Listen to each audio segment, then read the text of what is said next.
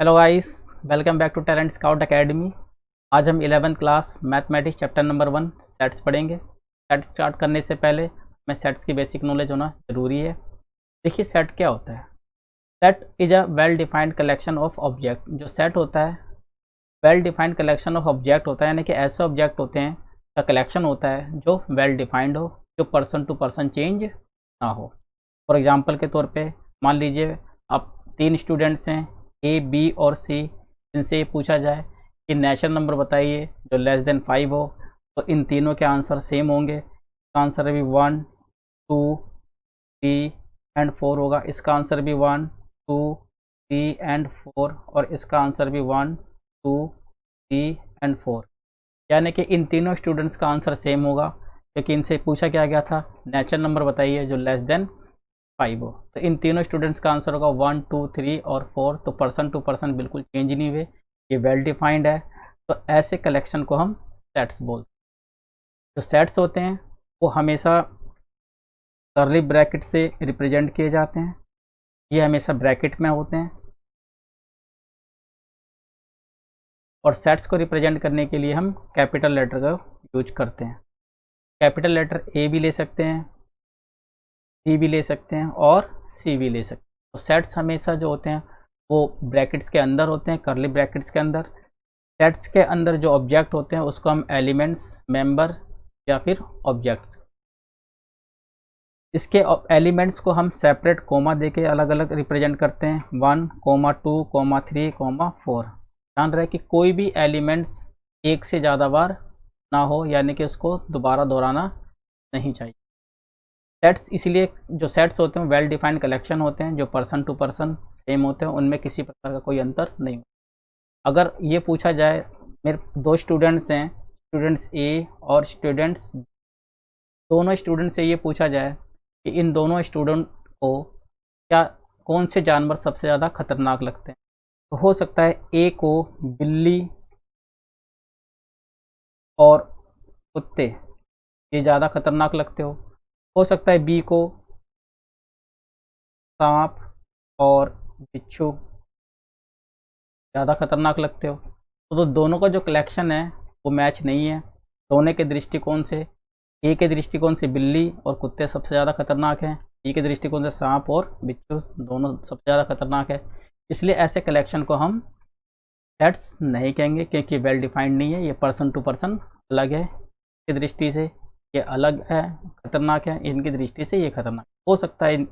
ए सांप से ना डरता हो सकता है बी बिल्ली से ना डरता हो। तो ऐसे कलेक्शन को हम ऑब्जेक्ट सेट्स, इसलिए सेट्स जो होते हैं वो हमेशा वेल डिफाइंड होते हैं, जो पर्सन टू पर्सन कभी भी चेंज नहीं होते। अगर ये पूछा जाए कि आपकी क्लास में कितने बच्चे हैं, तो हर बच्चे का एक ही जवाब होगा। अगर 40 बच्चे हैं, सारे बच्चे 40 बोलेंगे। अगर अगर उन बच्चों से ये पूछा जाए कितने गर्ल्स हैं कितने बॉयज़ हैं, तो उन सब बच्चों का एक ही आंसर होगा कि कितने गर्ल्स हैं कितने बॉयज़ हैं। तो ऐसे सेट्स को हम, ऐसे ऑब्जेक्ट्स के कलेक्शन को हम सेट्स बोलते हैं।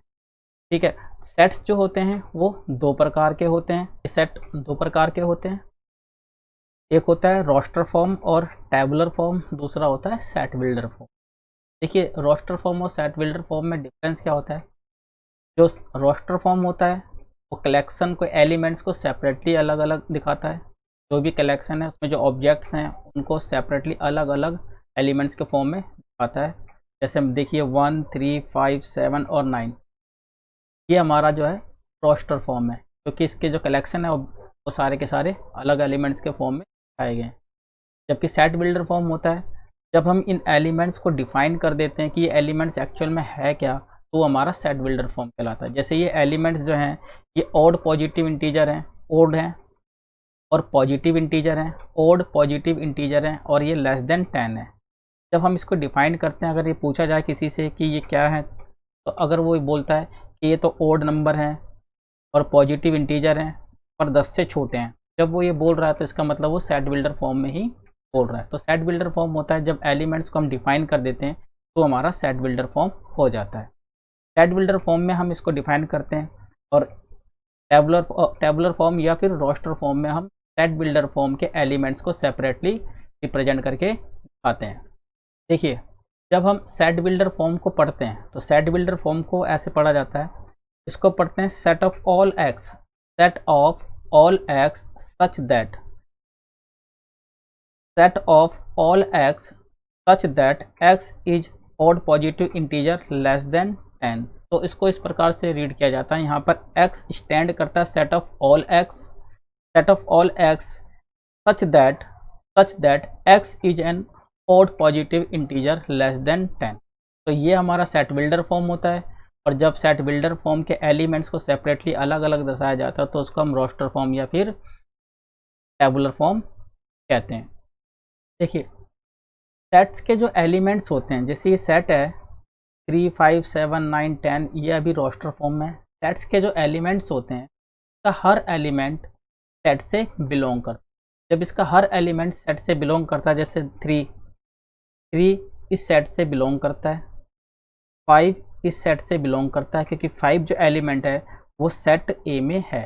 तो जब कोई एलिमेंट सेट से बिलोंग करता है तो उसका सिंबल्स ये होता है, तो हम कहते हैं बिलोंग्स टू, और अगर वो बिलोंग नहीं करता तो उसको कहते हैं not belongs to. For example के तौर पे 3 एक एलिमेंट है, 3 एलिमेंट बिलोंग करता है सेट ए से, तो इसको लिखेंगे 3 बिलोंग्स टू ए, 3 ए से बिलोंग करता है।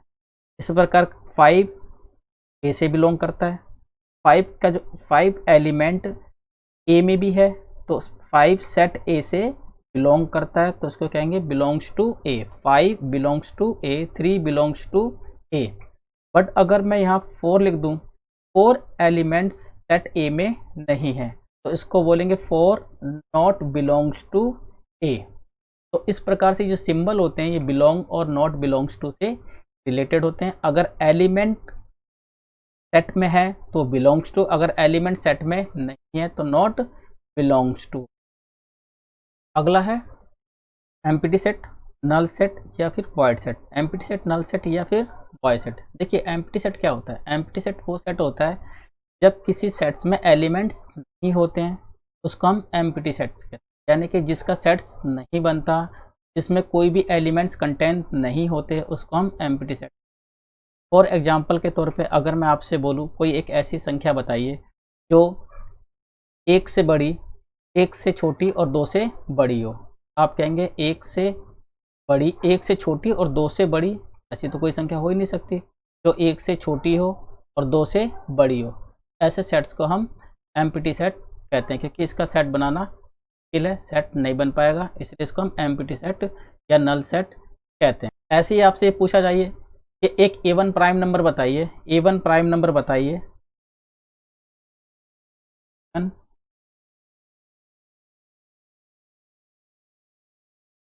Prime number greater than 2।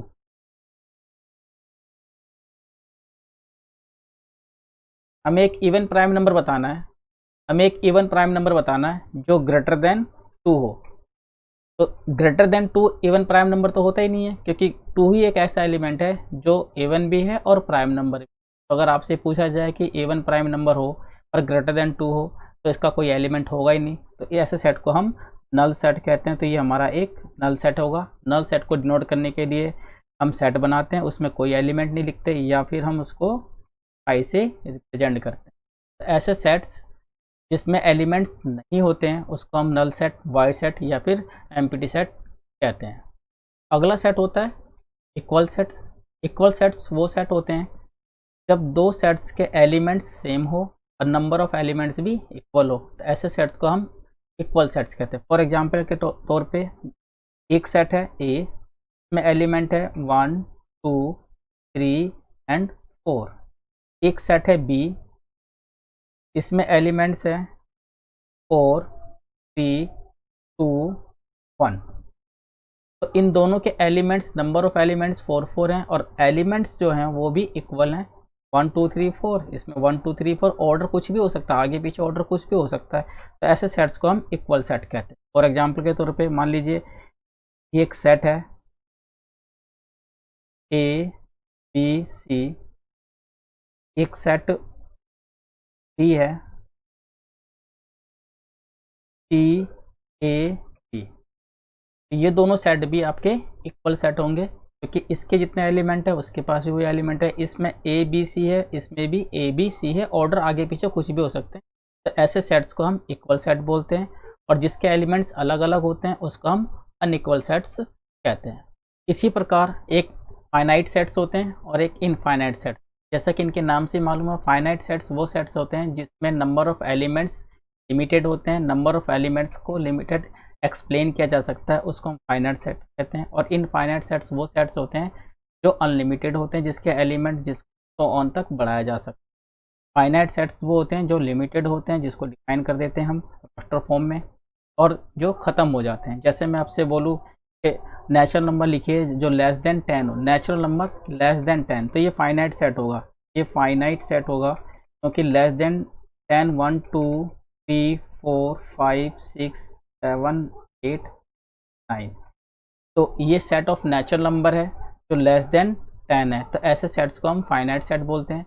But अगर आपसे ये बोला जाए कि एक सेट बनाइए जो नेचुरल नंबर का हो, एक सेट बनाइए जो नेचुरल नंबर का हो, तो natural number 1 2 3 4 5 6 dot dot dot, तो नेचुरल नंबर तो हम कितना भी लिख सकते हैं, क्योंकि नेचुरल नंबर तो इनफाइनाइट तक जाता है, जहाँ तक हो सके वहाँ तक लिखते चले जाइए। तो ऐसे सेट्स को हम इनफाइनाइट सेट्स कहते हैं। वो सेट्स जिसमें नंबर ऑफ एलिमेंट फिक्स होते हैं उसको हम फाइनाइट सेट कहते हैं। वो सेट्स जिसमें नंबर ऑफ एलिमेंट्स इनफाइनाइट होते हैं, अनंत तक होते हैं, इनफाइनाइट के लास्ट में हम 3 डॉट्स से रिप्रेजेंट करते हैं, तो इसको बोलते हैं इनफाइनाइट सेट। तो इस तरीके से हमने सेट्स की कुछ बेसिक नॉलेज ली है। नेक्स्ट वीडियो में हम 1.1 करेंगे। तब तक के लिए